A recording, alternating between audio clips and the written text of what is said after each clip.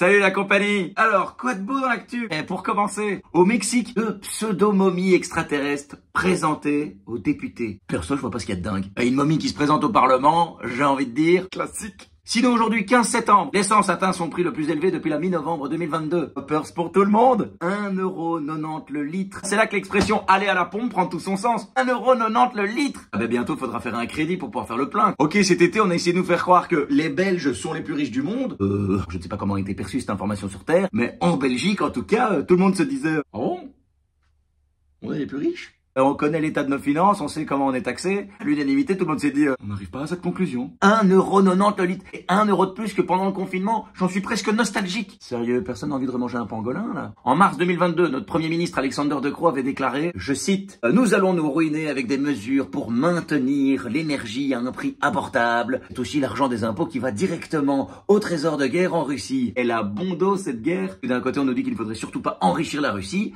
Et d'un autre côté, timidement, on apprend que les importations européennes de gaz naturel liquéfié russe ont augmenté de 40% par rapport à son niveau d'avant-guerre.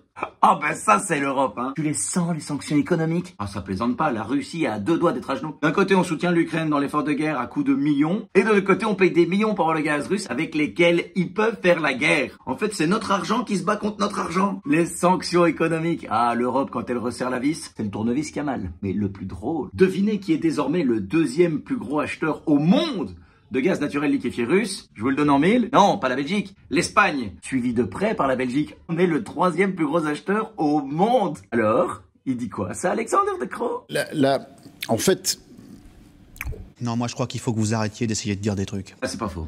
Et sinon, tant qu'on est dans les déclarations amusantes, Maria Arena a déclaré « L'argent retrouvé chez mon fils n'a rien à voir avec moi, ni avec le Qatargate. » Oh pardon, pour ceux qui n'auraient pas suivi. Maria Arena est une eurodéputée socialiste belge qui est soupçonnée de corruption dans le dossier du Qatargate. Puisque là, j'ai envie de dire, élu socialiste belge soupçonné de corruption, ça s'appelle le respect des traditions. Une fois de plus, on est sur du classique. Dans le cadre de l'enquête, des perquisitions ont été menées en juillet à son domicile et dans son entourage, lors desquelles les enquêteurs ont trouvé 280 000 € en liquide dans l'appartement de son fils, qui est également son voisin. Son fils aurait déclaré je savais pas, hein. En effet c'est mon sac de sport, mais oui j'ai été à Basic Fit la semaine passée, peut-être que quelqu'un a changé nos sacs sans faire exprès, je comprends pas. Ah oui, dans le top des excuses de merde, ça arrive juste derrière. Désolé madame, j'ai pas mon devoir, mon chien a mangé mon cartable. Bref, 280 000 € en liquide. Forcément, les critiques ont fusé de toutes parts. Et moi, j'avoue, je le comprends, son fils, je le comprends. Bah, il y a de moins en moins de distributeurs de billets, quoi. Donc, s'il a envie d'avoir un peu de liquide chez lui, suis-je pour le juger? Moi-même, il m'arrive d'avoir 10-15 € à la maison.